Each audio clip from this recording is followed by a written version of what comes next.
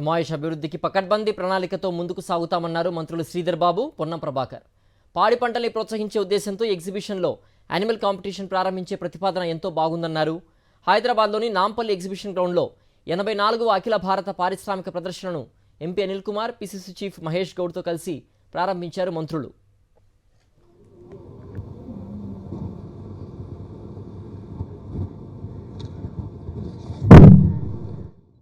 ఈరోజు నుమాయిష్ అంతర్జాతీయ స్థాయిలో, జాతీయ స్థాయిలో ప్రఖ్యాతిగాంచిన ఈవెంట్ ఇది.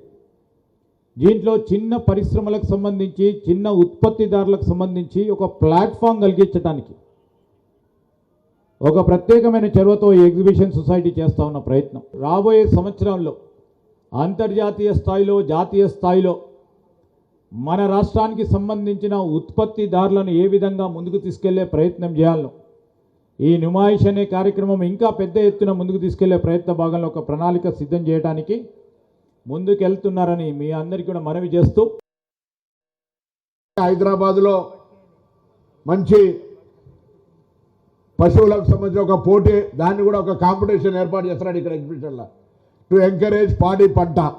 ఇది ఇండస్ట్రియల్ ఎగ్జిబిషన్, ఇది ఒక నుమాయిష్, ఇది అన్ని రకాలుగా అందరికీ ప్రోత్సహించేటువంటి వేదిక. కాబట్టి విద్యా సంస్థలు నడపడంతో పాటుగా హైదరాబాద్ ప్రాంతంలో ఇంత పెద్ద సెంటర్ లోపల ఎగ్జిబిషన్ జరుగుతుంది. ఇదే వేదిక చేపల మందుకు పనికి వస్తుంది. ఈ యొక్క కేంద్రాన్ని ఇంకా మరింతగా అభివృద్ధి చేసుకునే అవకాశం ఉంటుంది.